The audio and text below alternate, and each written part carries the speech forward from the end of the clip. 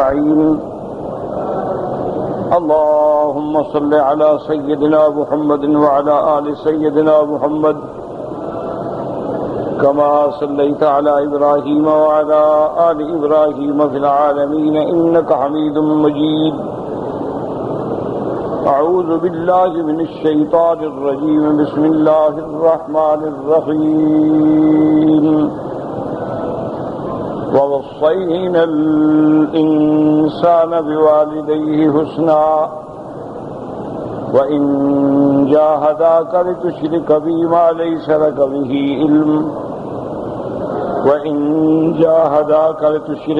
ما ليس لك به علم فلا تطعهما إلي مرجعكم فأنبئكم بما كنتم تعملون. والذين آمنوا وعملوا الصالحات لندخلنهم في الصالحين. قال المؤلف والمفسر رحمه الله تعالى: أدام النفع بعلومه وعلومكم في الدارين آمين إلى أن قال. مجھے پتہ ہے ہو گیا ہے کہ نہیں ہوا ہے. لا حول ولا قوة إلا بالله. قال وإن جاهداك لتشرك بي ما ليس لك به علم فلا تطعهما أي وإن حرصا عليك أن تطابعهما على دينهما إذا كانا مشركين فإياك وإياهما فلا تطعهما في ذلك فإن مرجعكم إلى يوم القيامة فأجزيك بإحسانك إليهما وصبرك على دينك وأحشرك مع الصالحين لا في زمرة والديك وإن كانت فإن كنت أقرب الناس إليهما في الدنيا وإن المرء إنما يحشر يوم القيامة مع من أحب أي حبا دينيا. ولهذا قال تعالى: والذين آمنوا وعملوا الصالحات لندخلنهم في الصالحين. اللہ تبارک و تعالی نے ارشاد فرمایا: وَإِن جَاهَدَاكَ وَإِنْ حَرَصَا، یعنی اگر انہوں نے کوشش کی، اگر انہوں نے زیادہ سے زیادہ زور لگایا کہ تم ان کی پیروی کرو، یعنی شرک میں، یعنی اگر والدین کافر ہیں، مشرک ہیں، وہ اپنی اولاد کو شرک پہ مجبور کریں، اللہ نے فرمایا ہرگز شرک نہ کرنا. لا طاعت لمخلوق فی معصیت الخالق، کسی بندے کی اطاعت اللہ کی نافرمانی میں نہیں ہوتی. ان سے بھلائی کرو، احسان کرو، خدمت کرو، تواضع کرو، لیکن اگر تمہیں وہ کفر شرک پہ مجبور کریں یا اللہ کی نافرمانی پہ مجبور کریں تو ہرگز ان کی اطاعت نہ کریں. فَإِيَّاكَ وَإِيَّاهُمَا، تم دور ہو جاؤ. فَلَا تُطِعْهُمَا فِي ذَلِكَ، اس مسئلے میں ان کی ہرگز اطاعت نہ کریں. فَإِنَّ مَرْجِعُكُمْ إِلَيَّ يَوْمَ الْقِيَامَةِ، تم سب نے میری طرف لوٹ کے قیامت میں آنا ہے. فَأُجْزِيكَ بِإِحْسَانِكَ إِلَيْهِمَا وَصَبْرِكَ عَلَى دِينِكَ. اللہ نے فرمایا میں تمہیں بدلہ دوں گا جو تم نے اپنے والدین سے بھلائی کی ہے اور اپنے دین پر بھی جمے رہے، تم نے کفر نہیں کیا اور شرک نہیں کیا. وَأَحْشُرُكَ مَعَ الصَّالِحِينَ، اور میں تمہیں صالحین کی جماعت میں اٹھاؤں گا، تمہیں تمہارے والدین کے ساتھ نہیں اٹھاؤں گا. کیونکہ قاعدہ تو یہ ہے نا کہ المرء مع من احب، کہ آدمی اسی کے ساتھ اٹھایا جاتا ہے جس سے محبت کرتا ہو. تو والدین تو سب سے زیادہ قریب ہیں، لیکن چونکہ وہ مشرک ہیں، وہ کافر ہیں، میں تمہیں ان کے بجائے صالحین میں اٹھاؤں گا اور تمہارا مرتبہ اور درجات جو ہیں وہ جنت میں بڑھاؤں گا. فَإِنَّ الْمَرْءَ إِنَّمَا يُحْشَرُ، کہ ہر آدمی جو ہے قیامت میں اس کے ساتھ اٹھایا جائے گا جس سے وہ محبت رکھتا ہے. لیکن محبت کا معنی یہ ہے کہ حباً دینیاً، وہ محبت دین کے لیے ہو، اللہ کے لیے ہو. تو تمہاری چونکہ محبت دین کے لیے تھی، جب انہوں نے کفر و شرک پہ اصرار کیا تم نے انکار کر دیا. تو لازم یہ ہے کہ والدین کی ہر حال میں اطاعت کرو، لیکن اللہ کے رسول کی نافرمانی کہیں تو پھر ہم نہیں کریں گے۔ اس لیے اللہ نے فرمایا والذین آمنوا وعملوا الصالحات، جو لوگ ایمان لائے اور اچھے عمل کیے، لندخلنہم فی الصالحین، ہم ان کو صالحین سے اٹھائیں گے۔ وقال الترمذی رحمہ اللہ تعالی عند تفسیر هذه الآیہ حدثنا محمد بن بشار قال حدثنا محمد بن المثنى قال حدثنا محمد بن جعفر قال حدثنا شعبة بن سماك بن حرب قال سمعت مصعب بن سعد يحدث عن نبي سعد قال نزلت في 4 آيات فذكر قصته وقال قالت سعد۔ اب اس روایت میں امام ترمذی رحمۃ اللہ علیہ نے اس آیت کی تفسیر کے موقع پہ یہ روایت نقل کی ہے۔ حضرت سعد فرماتے ہیں کہ یہ 4 آیات میرے بارے میں نازل ہوئی ہیں۔ حضرت سعد جو ہیں یہ صحابی جلیل ہیں، عشرہ مبشرہ سے ہیں، جن کو حضور پاک نے جنت کی بشارت دی ہے زندگانی میں۔ ان کا واقعہ یہ ہے کہ جب وہ اسلام لے آئے تو ماں نے مجبور کیا کہ شرک کرو۔ فقالت ام سعد علیہ اللہ قد امرک بالبر واللہ لا اطعم طعاما ولا اشرب شرابا حتى اموت او تکفر۔ اب جناب اس کی والدہ کہنے لگی کہ بیٹے سعد، کیا تمہیں اللہ نے یہ حکم نہیں دیا کہ والدین سے بھلائی کرو، فرما برداری انہیں دیا ہے؟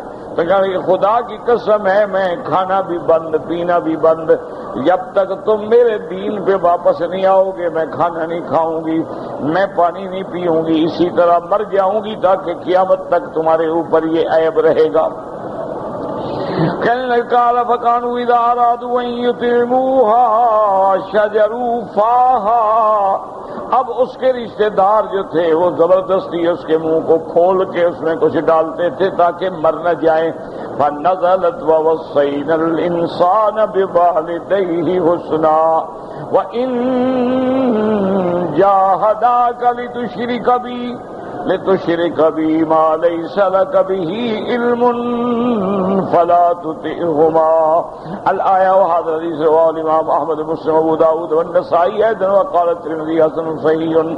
اب یہ حدیث مبارک جو ہے اس کو امام مسلم نے بھی، امام احمد، امام ابو داود نسائی نے بھی روایت فرمایا ہے۔ اور ایک حدیث میں تفصیل ہے کہ جب ان کی والدہ 2-3 دن گزر گئے کھانے پینے بغیر مرنے کے قریب آ گئی تو حضرت سعد نے فرمایا کہ اماں جان بات سنیں، میں آپ کا ہر حکم بجا لاؤں گا لیکن کفر نہیں کروں گا، شرک نہیں کروں گا، اللہ کی توحید نہیں چھوڑوں گا، تم نے مرنا ہے تو مر جاؤ۔ تو پھر ان کی والدہ نے کھانا کھایا، لا امید ہو گئی کہ اب میرا بیٹا نہیں مانتا۔ یہ بہت بڑا امتحان تھا۔ اب دیکھیں نا کہ ولید ابن المغیرہ جو ہے وہ کافر ہے، لیکن حضرت خالد ابن الولید جو ہے وہ سیف اللہ۔ اسی طرح دیکھیں گے ابو جہل جو ہے وہ کفر کا سردار ہے اور حضرت اکرمہ صحابی جلیل ہے، بطن من ابطال الاسلام ہیں۔ تو ایسے واقعات ابتدا اسلام میں بڑا امتحان ہے کہ بیٹا مسلمان ہے باپ کافر ہے، اسی طرح بیوی مسلمان ہے شوہر کافر، شوہر مسلمان ہے بیوی کافر۔ یہ معمولی امتحان تو نہیں تھا، لیکن اللہ نے فرمایا کہ میری توحید اور ایمان نہیں چھوڑو۔ باقی اپنے والدین چاہے کافر ہیں، فاسق ہیں، فاجر ہیں، گناہگار ہیں، ان کی فرما برداری کریں۔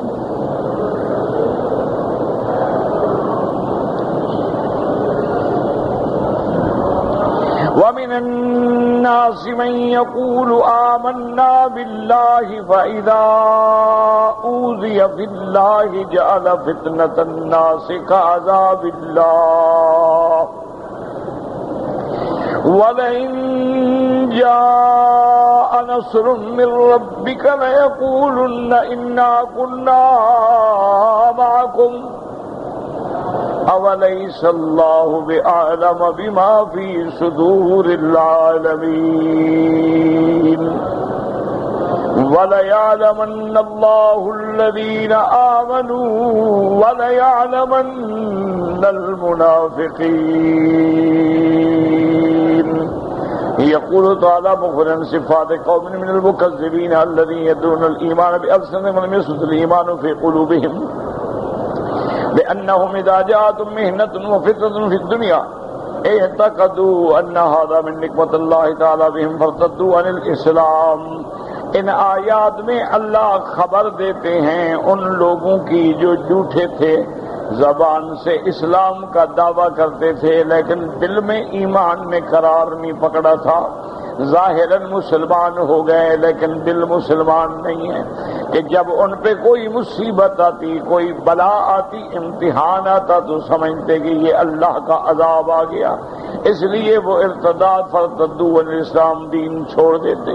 فلہذا قال تعالی ومن الناس من يقول آمنا باللہ فَإِذَا أُوذِيَ فِي اللَّهِ جَعَلَ فِتْنَةَ النَّاسِ كَعَذَابِ اللَّهِ قال ابن عباس یعنی فتنة أن يرتد عن دينه إذا أوذي في الله وقضا قال غیر من علماء السلف رضوان اللہ علیہم اجمعین۔ اللہ نے فرمایا کتنے لوگ ہیں بظاہر ایمان لاتے ہیں لیکن جب ذرا تکلیف آئی تو اسلام چھوڑ کے بھاگ جاتے ہیں، یعنی زبان پہ تو کلمہ ہے لیکن دل میں ایمان داخل نہیں ہوا، تو جب تکلیف آئے گا ہم مسلمان ہوئے اس لیے تکلیفیں آ رہی ہیں، چلو چھوڑو اسلام۔ وَهَذِهِ الْآيَةُ كَقَوْلِهِ تَبَارَكَ وَتَعَالَى وَمِنَ النَّاسِ مَن يَعْبُدُ اللَّهَ عَلَى حَرْفٍ فَإِنْ أَصَابَهُ خَيْرٌ اطْمَأَنَّ بِهِ وَإِنْ أَصَابَتْهُ فِتْنَةٌ انقلب عَلَى وَجْهِهِ إِلَى قَوْلِهِ ذَلِكَ هُوَ الضَّلَالُ الْبَعِيدُ۔ جیسے اللہ نے فرمایا کہ بعض لوگ ایسے ہیں وہ عبادت کرتے ہیں اللہ کی، لیکن جب کوئی مصیبت آتی ہے اگر خیر پہنچے تو مطمئن ہوتے ہیں، بھلائی پہنچے تو مطمئن ہوتے ہیں، اگر اللہ کی طرف سے آزمائش آئے تو پھر اسلام کو چھوڑ کے بھاگ جاتے ہیں۔ یہی سب سے بڑی گمراہی ہے۔ مومن کا کام یہ ہے کہ ہر حال میں جمع رہے، اگر خوشی ملے، راحت ملے الحمدللہ، امتحان آئے الحمدللہ، ہر چیز میں اللہ کی حکمتیں ہیں۔ اللہ تبارک و تعالیٰ اپنے بندوں کو آزماتے ہیں، فرماتے ہیں وَلَئِن جَاءَ نَصْرٌ مِّن رَّبِّكَ لَيَقُولُنَّ إِنَّا كُنَّا مَعَكُمْ أي ولئن جاء نصر قريب من ربك يا محمد وفتح ومغانم يكون هؤلاء لكم إنا كنا معكم إخوانكم في الدين۔ اور اگر اللہ کی مدد آ گئی اور مسلمانوں کو فتوحات حاصل ہو گئے، مال غنیمت حاصل ہو گیا، کامیابی حاصل ہو گئی، تو یہ جھوٹے لوگ آ کے کہتے ہیں کہ دیکھو ہم بھی تو تمہارے ساتھ تمہارے دین پہ تھے۔ جیسے اللہ تبارک و تعالی نے فرمایا منافقوں کے بارے میں اذا جاءك المنافقون قالوا نشهد انك لرسول الله والله يعلم انك لرسوله والله يشهد ان المنافقين لكاذبون۔ منافق بھی آ کے کہتے تھے ہم تمہارے ساتھ ہیں، اور جب مصیبت پڑتی تو بھاگ جاتے۔ اس لیے اللہ تبارک و تعالیٰ فرماتے ہیں کہ جب آپ کے پاس ہم مدد آتی ہے، اللہ کی فتح حاصل ہوتی ہے، غنیمت حاصل ہوتی ہے، یہ کہتے ہیں ہم تمہارے ساتھ تھے، تمہارے دین پہ چلنے والے ہیں۔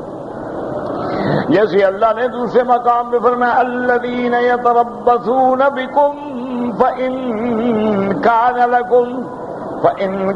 لكم فتح من اللہ قالوا ألم نكن معكم، اگر تمہیں کامیابی ہو تو کہتے ہم تمہارے ساتھ تھے۔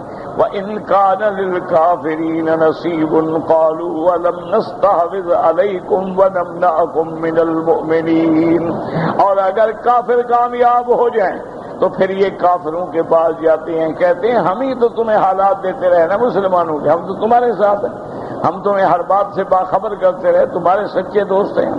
وقال تعالی فعسى الله ان يأتي بالفتح او امر من عنده فيصبحوا على ما اصروا في انفسهم نادمين، اور جب مسلمانوں کی کامیابی ہوگی تو پھر یہ بڑے شرمندہ ہوں گے، نادم ہوں گے کہ ہائے کاش ہم بھی پکے مسلمان ہوتے۔ اس لیے اللہ فرماتے ہیں وَلَئِن جَاءَ نَصْرٌ مِّن رَّبِّكَ لَيَقُولُنَّ إِنَّا كُنَّا مَعَكُمْ۔ اللہ نے فرمایا اَوَلَيْسَ اللَّهُ بِأَعْلَمَ بِمَا فِي صُدُورِ الْعَالَمِينَ۔ اللہ نے فرمایا ظالموں کیا اللہ نہیں جانتے جو تمہارے دلوں میں چھپا ہوا ہے؟ تمہارے اندر کو بھی جانتے ہیں، باہر کو بھی جانتے ہیں، ظاہری ایمان کو بھی جانتے ہیں، تمہارے باطنی کفر کو بھی جانتے ہیں۔ اللہ کے آگے کچھ بھی چھپا ہوا نہیں۔ اولیس اللہ بأعلم بما فی قلوبہم وما تکنہ ضمائرہم وَإِنْ أَظْهَرُوا لَكُمُ الْمُوَافِقَةَ۔ اللہ نے فرمایا چاہے تم لاکھ مسلمانوں کو اپنی موافقت کا یقین دلاؤ، لیکن جو تمہارے اندر چھپا ہوا ہے، تم نے اپنے چھپا کے رکھا ہوا، اللہ تو جانتے ہیں، اللہ کو تو کوئی دھوکہ نہیں دے سکتا۔ وَلَيَعْلَمَنَّ اللَّهُ الَّذِينَ آمَنُوا وَلَيَعْلَمَنَّ الْمُنَافِقِينَ۔ اللہ نے فرمایا ہم مصیبت دیتے ہیں، امتحان دیتے ہیں تاکہ مومن اور منافق جو ہیں واضح ہو جائیں، کھڑے ہو جائیں، لوگوں پہ بھی کھل جائیں۔ اللہ تو سب جانتے ہیں۔ وَلِيَخْتَبِرَنَّ اللَّهُ النَّاسَ بِالضَّرَّاءِ وَالسَّرَّاءِ۔ اللہ امتحان دیتے ہیں، کبھی آسانی دے کر، کبھی تکلیفیں دے کے۔ لِيَتَمَيَّزَ هَؤُلَاءِ مِنْ هَؤُلَاءِ، تاکہ کھوٹے اور کھرے علیحدہ ہو جائیں۔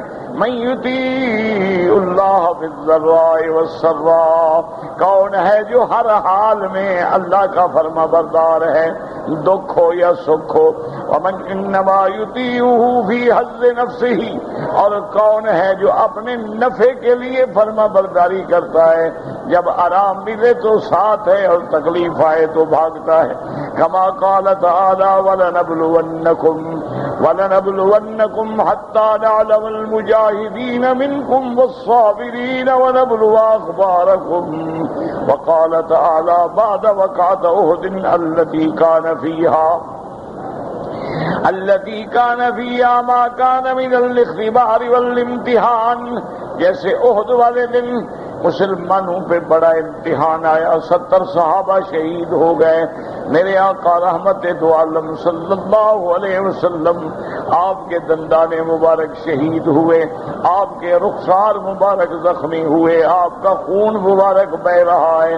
صحابی کہتے ہیں میں دیکھ رہا ہوں کہ سیدنا علی رضی اللہ تعالی عنہ اپنی ڈھال میں پانی بھر بھر کے لاتے ہیں اور بی بی فاطمہ حضرت کے زخم کو دھو رہی ہے، لیکن جب دیکھا کہ خون بند ہونے میں نہیں آیا تو بی بی فاطمہ الزہرا رضی اللہ تعالی عنہا نے ایک یعنی پرچھا جو نیچے بچھاتے ہیں حصیر، اس کو جلایا، اس کی رماد، اس کی راکھ کو زخموں پہ رکھا، تب جا کے خون بند ہوا حضور پاک کا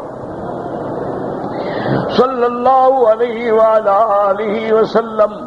ما كان الله ليذر المؤمنين على ما انتم عليه حتى يميز الخبيث من الطيب۔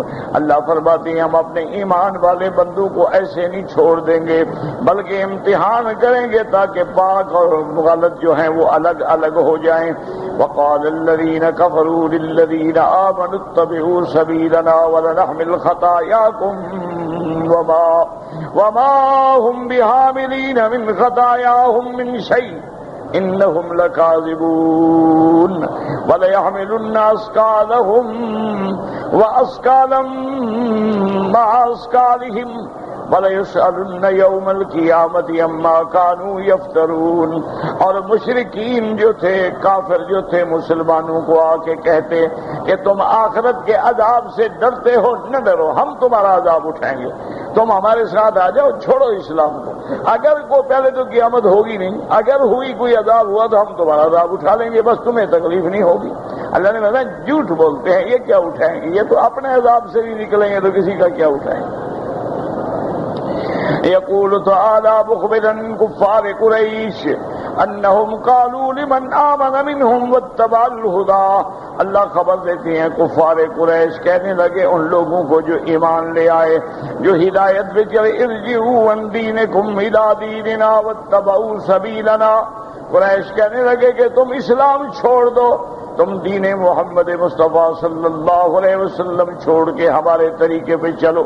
وَلَنَحْمِلْ خَطَايَاكُمْ، تمہارے گناہوں کا بوجھ ہم اٹھا لیں گے۔ اَيْ آثَامَكُمْ مِنْ كَانَتْ لَكُمْ آثَامٌ فِي ذَلِكَ عَلَيْنَا وَفِي رِقَابِنَا۔ کہنے لگے اگر تمہارے گناہ ہیں اور اگر قیامت ہوگی اور سزا ملے گی تو ہم تمہارے گناہ اٹھائیں گے، تمہارے گناہ ہمارے سر پہ، ہماری گردن پہ۔ کما یقول القائل افعل هذا وخطیئتک فی رقبتی، جیسے دنیا میں کوئی کہتا ہے میاں جو مرضی آئے کرو، تمہارا بوجھ میں اٹھاؤں گا۔ قال اللہ تعالی تکذیبا لهم، اللہ نے ان کو جھٹلایا کہ میرا محبوب یہ بڑے جھوٹ بولتے ہیں۔ وما هم بغامدین من خطایاهم من شیء انہم لکاذبون، یہ ہرگز نہیں اٹھائیں گے، جھوٹ بولتے ہیں۔ اے فیما قالوہ انہم یحتملون ان اولئک خطایاہم فانہ لا يحمل احد وزر احد۔ قال اللہ تبارک وتعالی وان تدع مثقلۃ الی حملها لا يحمل منه شيئا ولو كان ذا قربى۔ وقال تعالی ولا يسأل حمیم حمیما یبصرونہم، اللہ نے فرمایا میرا محبوب یہ جھوٹ بولتے ہیں۔ وہ قیامت کا دن ایسا ہوگا کہ کوئی کسی دوسرے کی وجہ سے بوجھ نہیں اٹھا سکے گا، کوئی کسی کو اگر بلائے گا بھی، قریبی رشتہ دار بھی ہوگا تو بھاگ جائے گا۔ ولا يسأل حمیم حمیما، دوست سے چھپے گا کہ کہیں مجھے دیکھ نہ لے، کہیں مجھ سے نیکی نہ مانگ لے، وہ تو ایسا دن ہوگا کون کسی کے کام آ سکے۔ اس لیے فرمایا یوم لا ينفع مال ولا بنون، جس دن نہ مال کام آئے گا نہ اولاد کام آئے گی۔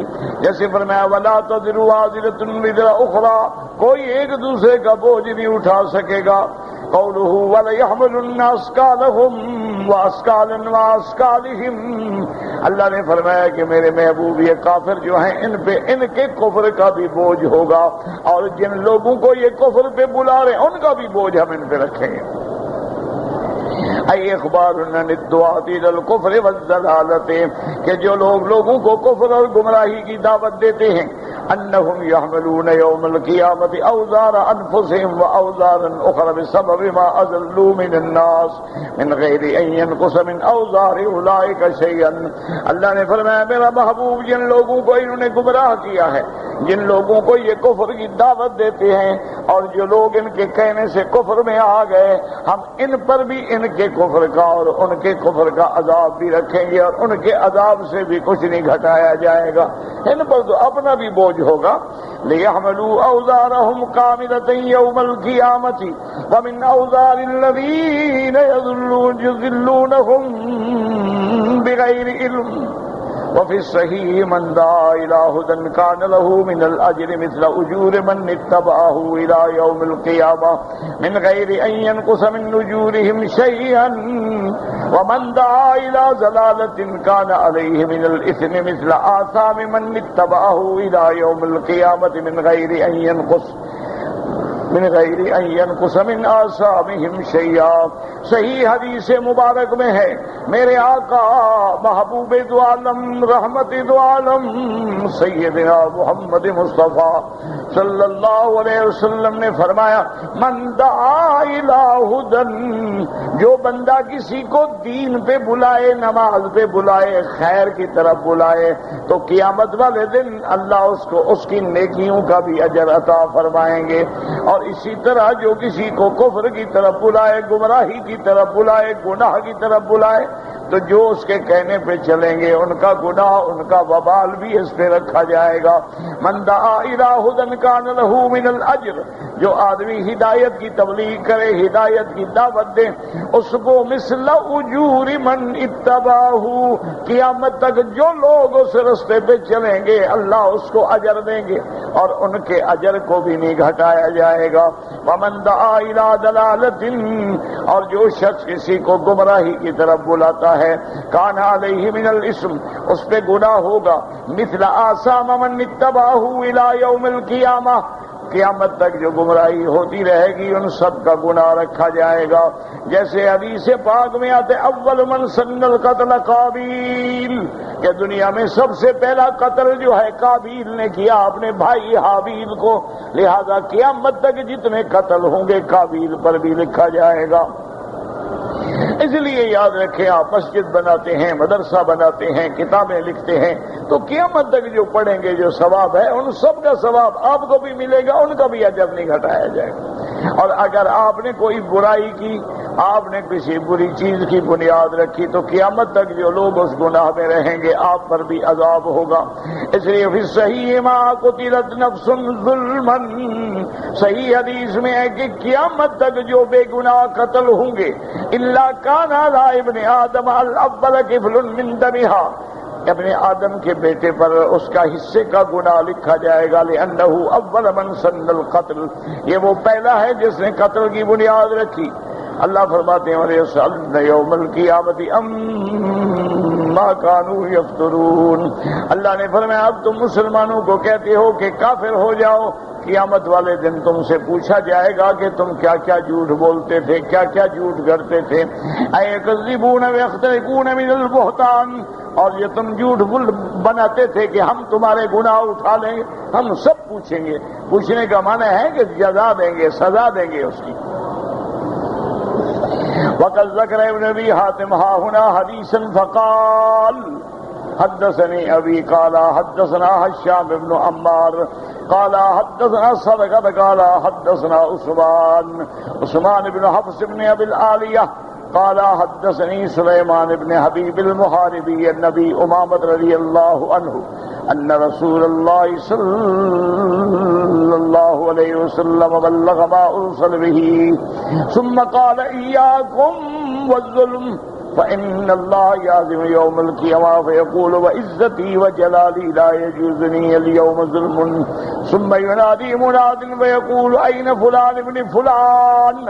اس حدیث پاک میں حضرت ابی امامہ رضی اللہ تعالی عنہ سے روایت ہے کہ میرے آقا رحمت دو عالم بلغ ما ارسل الیہ، اللہ نے جس چیز کے ساتھ حضور کو بھیجا حضور نے پورا دعوت پہنچا دی، دین پہنچا دیا.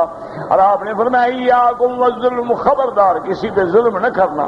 فإن اللہ یعظم یوم القیامت ویقول، قیامت والے دن اللہ فرمائیں گے وعزتی وجلالی، مجھے اپنی عزت و جلال کی قسم ہے میں کسی ظالم کو آج نہیں چھوڑوں گا. کوئی ظالم میرے آج جزا سے نہیں بچ سکتا ہے. حکم ہوگا بلاؤ فلاں کدھر ہے. فَيَأْتِي يَتْبَعُهُ مِنَ الْحَسَنَاتِ أَمْثَالَ الْجِبَالِ فَيَسْرُفُ النَّاسُ إِلَيْهَا أَبْصَارَهُمْ حَتَّى يَقُومُ بَيْنَ يَدَيِ الرَّحْمَنِ عَزَّ وَجَلَّ. فرماتے ہیں کہ جب بلایا جائے گا دیکھیں گے اس کے پیچھے اتنی نیکیاں ہیں جیسے پہاڑ ہوتے ہیں. اب لوگ دیکھ رہے ہیں، وہ اللہ کی دربار میں آ کے کھڑا ہو جائے گا. ثم يأمر المنادي فينادي من كانت له تبعة أو ظلامة عند فلان ابن فلان فاعلم. پھر اللہ حکم دیں گے کہ اس بندے کے پاس اگر کسی کا کوئی مطالبہ ہے، اس نے کسی پہ ظلم کیا ہو، اس نے کسی کو ستایا ہو، کسی کا حق کھایا ہو تو بتائیں. وَيَقْبَلُونَ حَتَّى يَجْتَمِعُوا قِيَامًا بَيْنَ يَدَيِ الرَّحْمَنِ فَيَقُولُ الرَّحْمَنُ اقْضُوا عَنْ عَبْدِي فَيَقُولُونَ كَيْفَ نَقْضِي عَنْهُ فَيَقُولُ خُذُوا لَهُم مِّنْ حَسَنَاتِهِ. اب جب اس کے مانگنے والے آ جائیں گے اللہ فرمائیں گے میرے بندو کا حق ادا کرو. کیسے ادا کرو؟ اللہ فرمائیں گے اس کی نیکیاں لے کے ان کے دے دو جن پہ انہوں نے ظلم کیا تھا، دنیا میں حق کھایا تھا، گالی دی تھی، ستایا تھا. قیامت میں اللہ نیکیاں چھین کے ان کو عطا فرمائیں گے. فلا یزالون یاخذون منها حتى لا يبقى منها حسنہ. اس کی ساری نیکیاں چلی جائیں گی، کوئی نیکی بھی نہیں بچے گی. وقد بقي من اصحاب الظلامات، لیکن لوگ ابھی بچ جائیں گے. ابھی مطالبے والے کھڑے ہیں لیکن نیکیاں ختم ہو گئی. اللہ فرمائیں گے اقضوا عن عبدی، میرے بندے کی طرف سے آباد کرو، ادا کرو. فیقولون لم يبق له حسنہ، یا اللہ اس کی تو کوئی نیکی نہیں بچی، کیا دیں اب؟ اللہ فرمائیں گے خذوا من سیئاتہم فاعملوها علیہ، ان کے گناہ لے کے ان پہ رکھ دو. اب اس کی نیکیاں نہیں ہیں، اس نے ظلم کیا تھا دنیا میں، اب ان کے گناہوں کا بوجھ اٹھائے گا. ثم نزل النبي صلى الله عليه وسلم بهذه الآية الكريمة ولا يحملن أثقالهم وأثقالا مع أثقالهم وليسألن يوم القيامة عما كانوا يفترون. وهذا الحديث له شاهد في الصحيح من غير هذا الوجه. إن الرجل يأتي يوم القيامة بأسناد أمثال الجبال وقد ضرب هذا وأخذ منها وأخذ من مال هذا وأخذ من أرض هذا فيأخذ هذا من حسناته وهذا من حسناته فإذا لم تبق له حسنة أخذ من سيئاتهم فطرح عليه.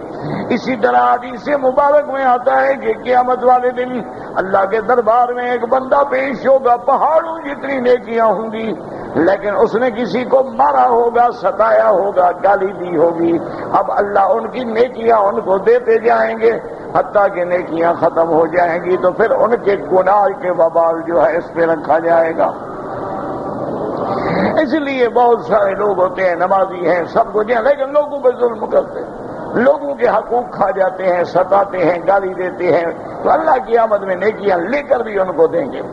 اور اس کے بعد فرماتے ہیں وقال ابن ابی حاتم حدثنا احمد بن ابی الحواری قال حدثنا ابو بشر الحزان ابي حمزة الصومالي عن معاذ بن جبل رضي الله تعالى عنه قال قال لي رسول الله صلى الله عليه وسلم يا معاذ ان المؤمن يسأل يوم القيامة عن جميع سعيتان كحل عينيه وعن فتاة الدينة بإصبعيه فلا ألفينك تأتي يوم القيامة واحد أسعد بما آتاك الله منك. حضور نے فرمایا معاذ خیال رکھنا قیامت والے دن ہر چیز کا سوال ہوگا.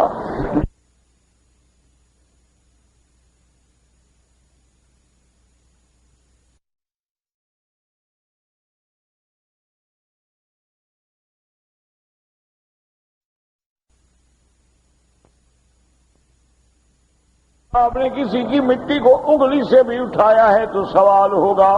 میں نہیں چاہتا کہ قیامت والے دن تم آؤ اور تم سے زیادہ کوئی نیکیاں لینے والا، مانا کہ چھوٹی چھوٹی چیزوں کا ایسا نہ خیال کرنا، اللہ ایک ایک چیز کا حساب لیں گے. اللہ تبارک و تعالیٰ سے دعا کریں اللہ خاتمہ ایمان پہ فرمائیں اور بغیر حساب کے جنت نصیب کریں. وہ ہمارے ساتھی تھے ایک آجی اللہ ہمیشہ صف اول میں نماز پڑھتا تھا اور اللہ اس کی قبر پہ رحمت کرے، بیچارہ میرے لیے بھی جگہ رکھتا تھا. تو فوت ہو گیا، صبح جنازہ بھی ہو گیا. اللہ مغفرت فرمائے، انا للہ و انا الیہ راجعون.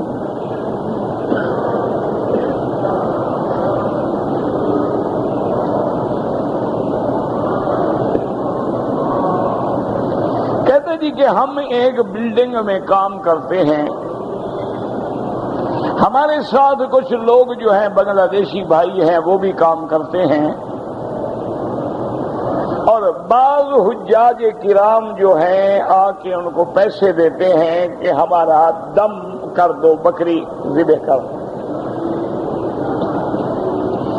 جب وہ جا کے ذبح کرتے ہیں تو گوشت لاتے ہیں، پکاتے ہیں، تو کیا ہم بھی کھا سکتے ہیں؟ میرا بھائی اصول یہ ہے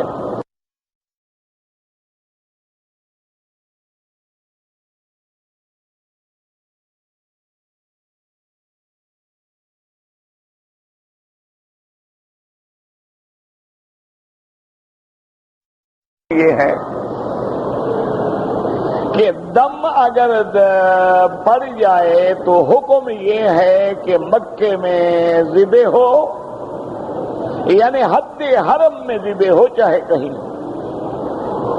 اور اس کا گوشت جو ہے فقراء مکہ پہ تقسیم کیا جائے، یعنی غریبوں کو دیا جائے. اب یہ الگ مسئلہ ہے کہ مثلا ایک آدمی غریب ہے، اس کو آپ نے دم کا گوشت دے دیا ہے، اس نے آگے دوستوں کو کھلا دیا تو کوئی حرج نہیں، آپ نے تو غریب کو دیا ہے. جیسا کہ ایک حدیث مبارک میں آتا ہے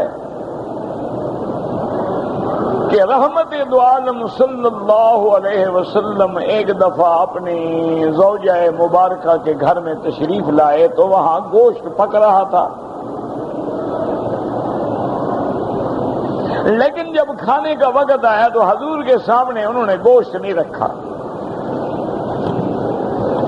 حضور صلی اللہ علیہ وسلم نے فرمایا بھی کیا وجہ ہے، گھر میں گوشت پک رہا ہے اور آپ لوگوں نے مجھے گوشت نہیں دیا.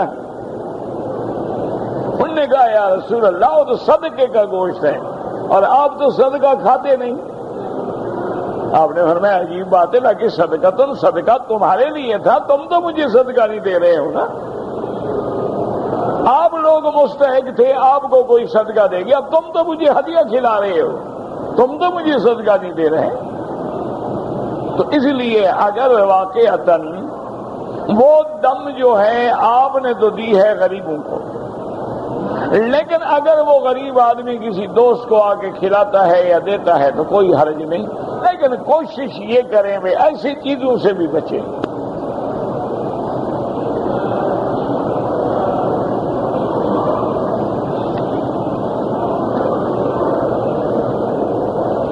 اگر کسی آدمی پہ دم پڑ گیا ہے اور وہ غریب ہے، اس کے پاس دم ادا کرنے کے پیسے نہیں ہیں، میرا بھائی دو طریقے ہیں، یہ ضروری نہیں ہوتا کہ دم فوراً ادا کرو، آپ بعد میں بھی ادا کر سکتے ہیں۔ آپ اپنے ملک سے جا کر بھی کسی دوست کو پیسے بھیج کے وکیل بنا سکتے ہیں کہ میرا دم رہ گیا، ادا کر دو۔ اور اگر آپ کو ایسی امید نہیں ہے تو آپ 10 روزے رکھ لیں، روزے پہ تو کوئی پیسے نہیں لگتے۔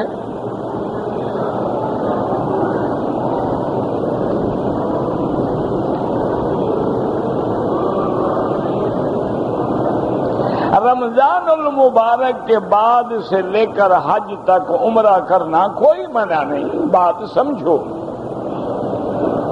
مشکل یہ ہوتی ہے کہ بعض اوقات ہمیں کوئی بات سمجھ نہیں آتی اور ہم پھر بلا وجہ ائمہ فقہا پہ اعتراض کرتے ہیں۔ اصل مسئلہ یہ ہے کہ رمضان کے بعد عمرہ کرنا منع نہیں ہے۔ ساری دنیا کے حاجی جو آئیں گے عمرہ نہیں کریں گے رمضان کے بعد، شوال میں آئیں گے، ذیقعد میں آئیں گے، ذی الحج میں آئیں گے، سب سے پہلے آگے عمرہ کریں گے۔ تو عمرہ کرنا کوئی منع نہیں ہے۔ مسئلہ یہ ہے کہ جو لوگ مکے میں مقیم ہیں، مکے میں رہتے ہیں، ان کو عمرہ کرنا چاہیے یا نہیں؟ تو امام ابو حنیفہ رحمۃ اللہ علیہ فرماتے ہیں کہ مکے کے رہنے والے جو ہیں وہ اشہر حج میں عمرہ نہ کریں، کیونکہ عمرہ کرنے سے تمتع بنے گا یا قران بنے گا، لیکن مکے والا تو تمتع کر ہی نہیں سکتا۔ تمتع اور قران ان حاجیوں کے لیے ہے جو آفاق سے باہر سے آتے ہیں۔ اب ایک آدمی مدینہ منورہ میں رہتا ہے، اس کی مرضی ہے تمتع کرے، قران کرے، افراد کرے۔ ایک آدمی طائف میں رہتا ہے، اس کی مرضی ہے حج قران کرے، حج تمتع کرے، حج افراد کرے، لیکن مکے کے رہنے والوں کے لیے حج افراد۔ اور یہ قرآن مقدس میں ہے کہ ذالک لمن لم یکن اہلہ حاضر المسجد الحرام، کہ تمتع اور قران ان کے لیے ہے کہ جن کے اہل و عیال مکے میں نہیں رہتے۔ تو اس لیے وہ فرماتے ہیں کہ مکے میں رہنے والا عمرہ نہ کرے۔ ہاں، اب ایک اور صورت ہے کہ مثلاً آپ مکے میں رہتے ہیں لیکن ہیں پاکستان سے یا بنگلہ دیش سے یا انڈیا سے یا کسی بھی ملک سے، آپ عید کی چھٹی پہ اپنے وطن چلے جاتے ہیں، اب واپس آ رہے ہیں تو اب آپ کی مرضی ہے تمتع کریں مرضی، قران کریں مرضی، افراد کریں مرضی، کیونکہ اب آپ اپنے ملک سے واپس آ رہے ہیں، اپنے میقات سے واپس آ رہے ہیں۔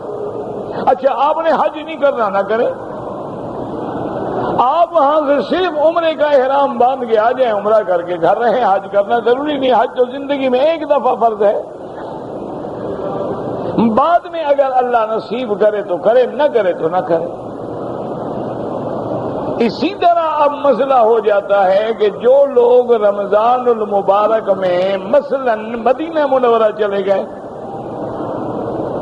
ہیں، مکے کے رہنے والے، انہوں نے عید کے بعد عمرہ کر لیا ہے، تو اب بعض ائمہ فقہا فرماتے ہیں کہ چونکہ اس نے اشہر حج میں عمرہ کر لیا ہے اور اسی سال حج بھی کرے گا تو ہر حال میں تمتع ہو جائے گا،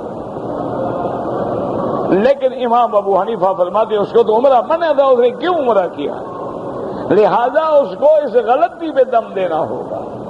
تو دونوں کی تحقیق ہے وہ فرماتے ہیں عمرہ تب ہوگا جب آدمی کا المام مال اہل ہو اور اپنے میقات سے احرام باندھے، پھر وہ تمتع کر سکتا ہے، قران بھی کر سکتا ہے، چاہے تو افراد بھی کر سکتا ہے۔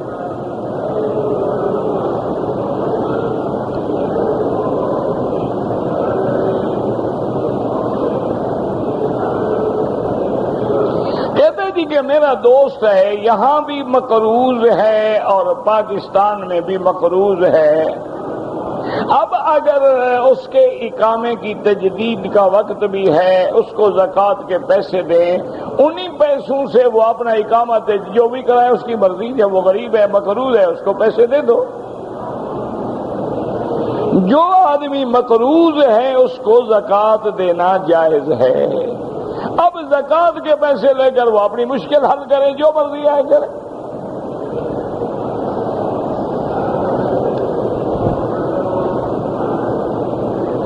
بہرحال جو لوگ عمرے کے لیے آتے ہیں اور ٹھہر جاتے ہیں وہ قانون کی مخالفت کرتے ہیں، اپنے اور اپنے ملک کی توہین کا ذریعہ بنتے ہیں، پکڑے جاتے ہیں، ذلیل ہوتے ہیں، رسوائی ہوتی ہے، خرابی ہوتی ہے۔ ایسا نہیں کرنا چاہیے۔ باقی رہ گیا رہ گئے، حج کریں گے، حج تو اللہ کا ہے، اللہ قبول فرما لیں گے، لیکن ہم نے قانون کو تو توڑا ہے۔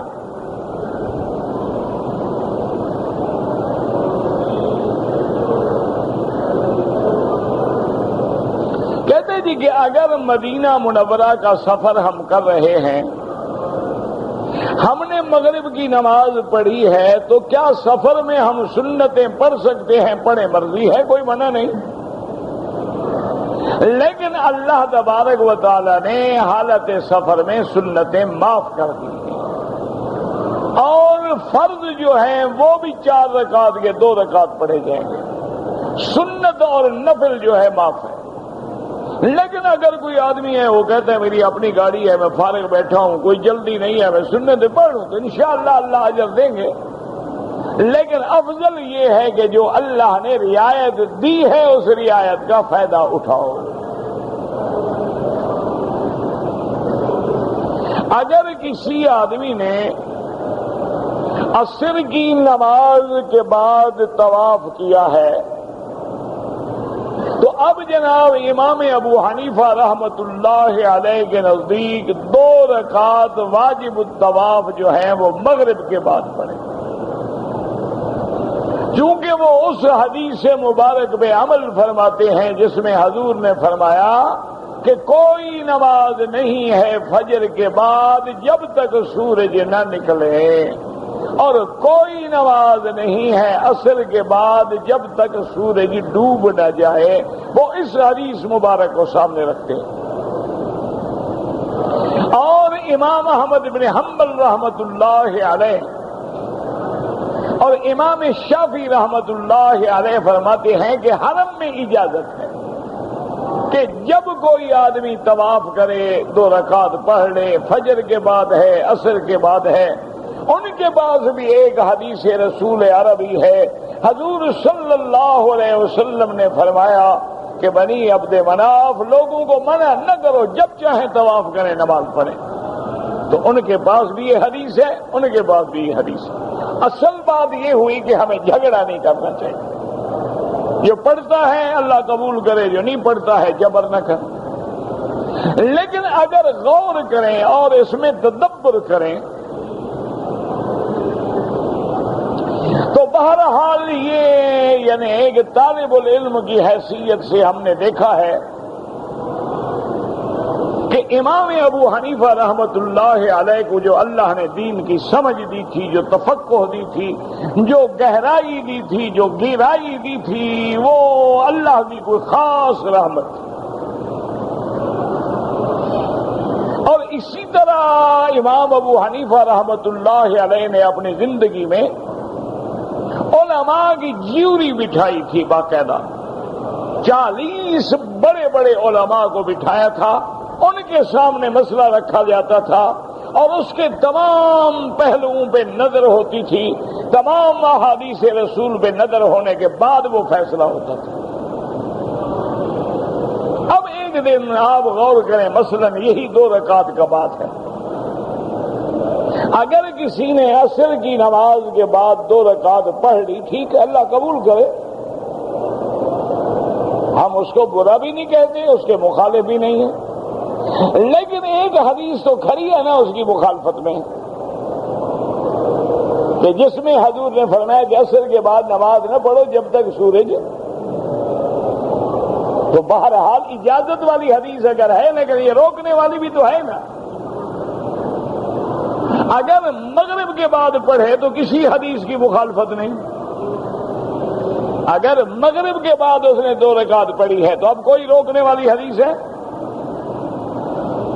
تو اس لیے امام صاحب ہمیشہ ایک ایسا جامع قول لیتے ہیں۔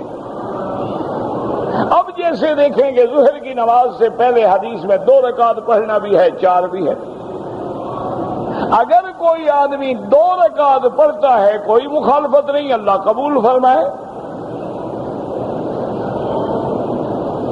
لیکن امام ابو حنیفہ فرماتے ہیں کہ نہیں، ظہر سے پہلے 4 رکعت سنت ہیں اور ہیں بھی مؤکدہ ہے۔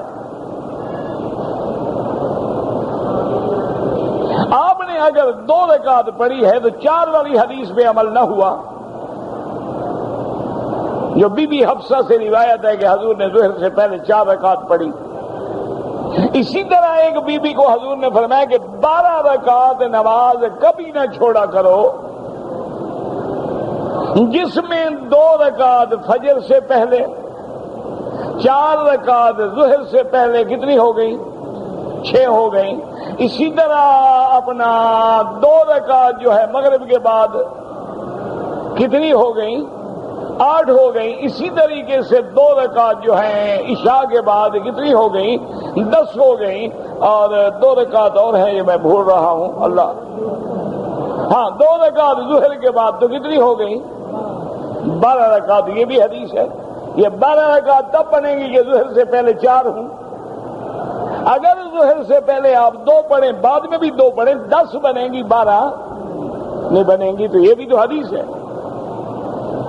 اچھا، اگر فرض محال قیامت والے دن اللہ کا فیصلہ ہو گیا کہ جو لوگ ظہر سے پہلے 2 رکعت پڑھتے تھے وہ ٹھیک ہے، تو 4 پڑھنے والوں کی 2 سنت بن جائیں گی، 2 نفل بن جائیں گی۔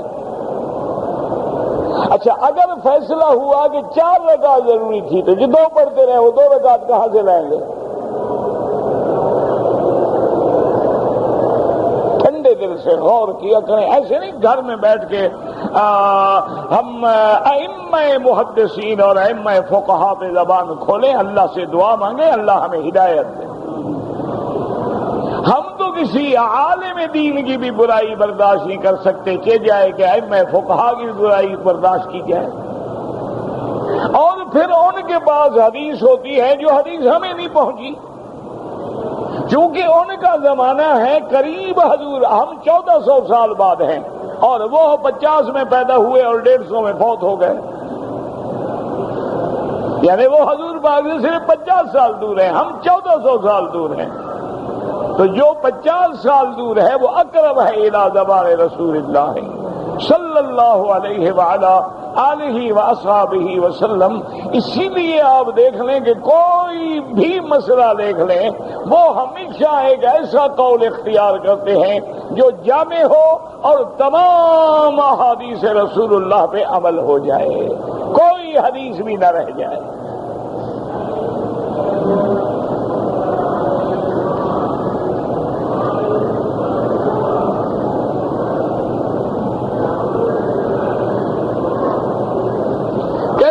پچھلے سال ہم نے 50,000 روپے زکوٰۃ نکالی تھی، اب اس سال ہمارے پاس 1 لاکھ ہے تو 1 لاکھ پہ نکالیں گے۔ میرا بھائی، اصول یہ ہے کہ آپ اپنے تمام اخراجات، گھر کے، بچوں کے، قرضہ لینا دینا، سب کے بعد جو خالص آمدنی ہو 2.5% ادا کرو۔ اب تمہاری آمدنی بچی ہے 50,000، اس پہ 2.5% دے دو، 2 لاکھ 10 لاکھ 50 لاکھ 2.5% دینا ہے۔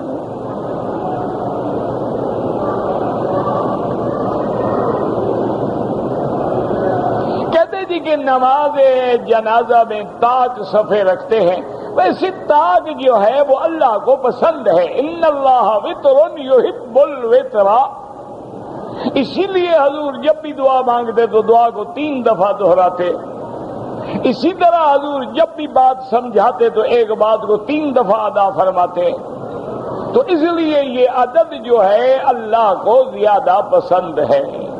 جیسے لیلۃ القدر کے بارے میں بھی حضور نے فرمایا کہ دیکھو تلاش کرو، یا 21 کی رات میں ہوگی، یا 23 میں ہوگی، یا 25 میں ہوگی، یا 27 میں ہوگی، یا 29 میں ہوگی، تو وہاں بھی طا کراتے ہیں۔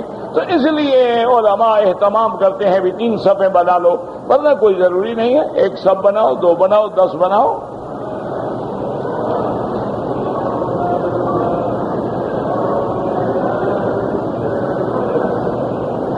اگر ایک عورت نے مدینے سے احرام باندھ لیا ہے،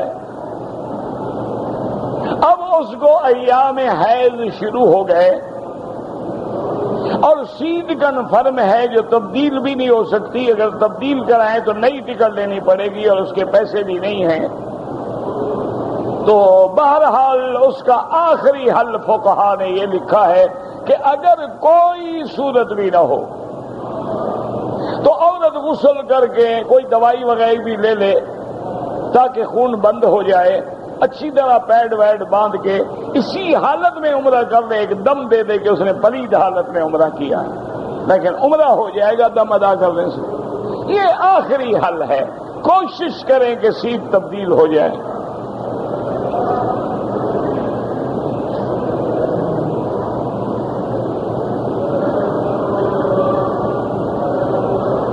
اگر ہم لوگ مدینہ منورہ میں گئے، مدینہ منورہ میں ہم نے مثلا 10 دن ٹھہرنا ہے،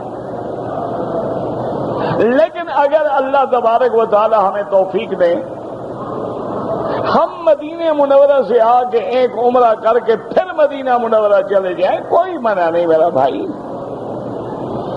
ہمیشہ یاد رکھیں کہ جو عبادت قرآن و حدیث میں ثابت ہے اس کا زیادہ کرنا جو ہے وہ منع نہیں ہوتا۔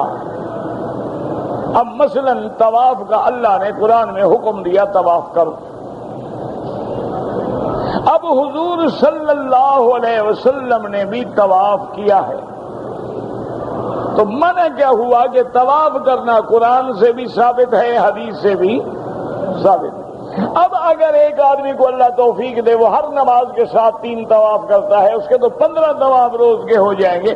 اب کوئی کہے کہ حضور نے تو 15 طواف نہیں کیے لہذا منع ہے، کہ حضور پاک نے ایک دن میں 15 طواف نہیں کیے، لیکن اگر یہ بندہ 15 طواف کرے، 20 کرے، 50 کرے، 100 کرے، کوئی منع نہیں، کیونکہ طواف ثابت ہے۔ وہ چیزیں بدعت ہوتی ہیں جن کا قرآن و حدیث میں اصل نہ ہو۔ اسی طرح عمرہ کرنا ثابت ہے۔ اب اگر ایک آدمی اپنے سفر میں ایک عمرہ کرتا ہے الحمدللہ، اگر اللہ نے اس کو مکے میں آنے کے بعد مدینہ منورہ جانے کی توفیق بخشی، اس نے پھر عمرہ کر لیا الحمدللہ، اگر مدینہ منورہ سے جدہ آ گیا، جدہ آنے کے بعد اس کی سیٹ تبدیل ہو گئی، سیٹ کینسل ہو گئی، 1 دن 2 دن 4 دن رکنا پڑا، پھر مکے آ گیا عمرہ کر لیا، کوئی بات نہیں، کہ اللہ نے اس کو موقع دیا ہے، اللہ نے اس کو عبادت کرنے کا وقت عنایت فرما دیا ہے، تو کوئی حد نہیں۔ اسی طرح ایک حدیث مبارک میں یہ لفظ بھی ہے کہ العمرۃ الی العمرۃ کفارۃ لما بینہما، کہ جب آدمی عمرہ کرتا ہے تو دوسرے عمرے تک رہے سارا وقت جو ہے اللہ اس کے گناہوں کا کفارہ بنا دیتے ہیں۔ اور اسی طرح ایک حدیث مبارک میں یہ لفظ بھی آتے ہیں کہ بار بار عمرہ کرنے سے، بار بار حج کرنے سے 2 چیزیں جو ہیں وہ مٹ جاتی ہیں، ایک گناہ مٹ جاتے ہیں، ایک غریبی مٹ جاتی ہے، اللہ اس کو رزق میں بھی برکتیں عطا فرماتے ہیں۔ تو لہذا بعض علماء نے لکھا ہے کہ اگر کسی بندے کا رزق تنگ ہے وہ زیادہ عمرے کرے، انشاءاللہ اللہ اس کا رزق کھول دیں گے۔ تو اس لیے اگر آپ کو اللہ موقع دے رہا ہے تو آپ ہمت کریں، آپ کو اللہ توفیق دے، اور اللہ تبارک و تعالی سب کی محنتوں کو اور سعی کو قبول فرمائے۔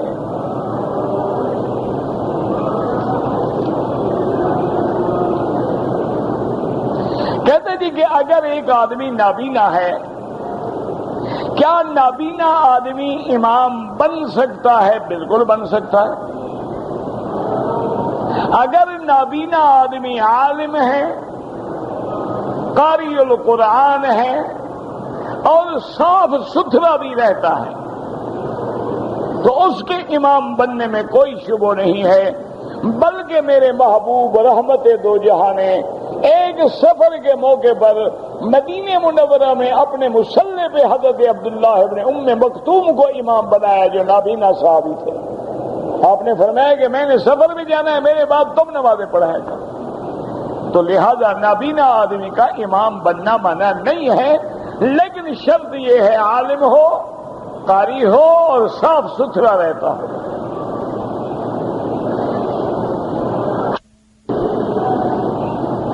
کہ ایک عورت کا بچہ جو ہے 4 مہینے کا ہے، اگر وہ نماز پڑھے تو بچہ روتا ہے، 24 گھنٹے تو نہیں روتا نا؟ یہ تمہیں کس نے کہا ہے کہ 24 گھنٹے روتا رہے گا؟ اچھا اگر وہ 24 گھنٹے روتا رہتا ہے، تمہاری روٹی کب پکتی ہے؟ تمہارے کام کس وقت انجام ہوتے ہیں؟ اپنے کام کے لیے وقت نکال سکتے ہو، اللہ کی نماز کے لیے بچہ روتا ہے۔ اگر بچہ روتا ہے تم مسجد میں آ کے جماعت کے ساتھ نماز پڑھو، تم بچہ اٹھا کے بیٹھو بیوی نماز پڑھے، کیا مشکل ہے بھائی؟ کون سا اس میں مصیبت آ گئی؟ کون سی مشکل ہو گئی کہ آدمی آ کے جماعت کے ساتھ نماز پڑھے، پھر بیوی کی جا کے مدد کرے، بچے کو اٹھائے کھلائے تاکہ بیوی آرام سے نماز پڑھ لے؟ میں نے پہلی دفعہ عمرہ کیا ہے، میں نے سر پہ اس طرح نہیں پھروایا بلکہ 2-3 جگہ سے بال کاٹے۔ اگر آپ نے ٹک لگایا ہے کہ ادھر سے 2-3 ادھر سے 2-3 ادھر سے 2-3 تو آرام سے ایک دم پڑ گئی۔ آپ بال بھی کٹوائیں اور ایک بکری دم بھی ادا کریں، اور اگر آپ نے جتنے بال تھے ان کا تیسرا حصہ سارے سر کا کٹوایا ہے تو کوئی دم نہیں۔ لیے کتنا پانی ضروری ہے؟ کم از کم یعنی جتنے میں ہو جائے ویسے ایک مد کافی ہے۔ صلی اللہ علیہ وسلم نے تو پورا مہینہ تراویح نہیں پڑھائی، لیکن یاد رکھو کہ اس میں اختلاف کی کوئی ضرورت نہیں ہے۔ حضرت عمر کے زمانے سے لے کر آج تک 20 تراویح جو ہے اس میں اتفاق ہے امت کا۔ احرام کی حالت میں عورت جرابیں پہنے نہ پہنے، نقاب بھی نہ پہنے، دستانہ بھی نہ پہنے۔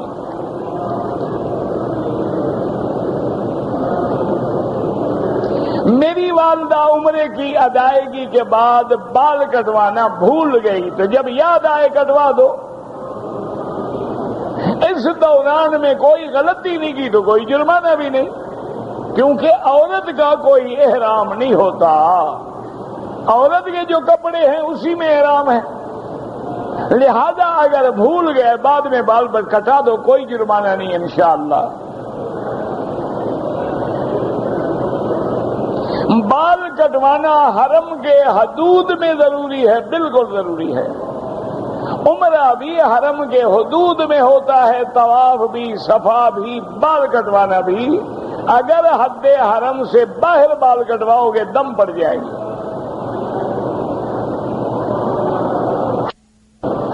امام شافعی رحمت اللہ علیہ کے مسلک میں عورت کو مرد کا بدن لگ جائے تو وضو ٹوٹ جاتا ہے، ہاں لگ جائے بغیر کپڑے کے، کپڑے پہ ہاتھ لگ گیا کوئی بات نہیں۔ اور طواف کی حالت میں کیا بچے کوشش کریں کہ کسی غیر محرم عورت کو بدن نہ لگے، اور وہ خود بھی شافعی المسلک کوشش کرتے ہیں، ہاتھوں پہ دستانے رکھتے ہیں تاکہ بغیر کپڑے کے مس نہ ہو۔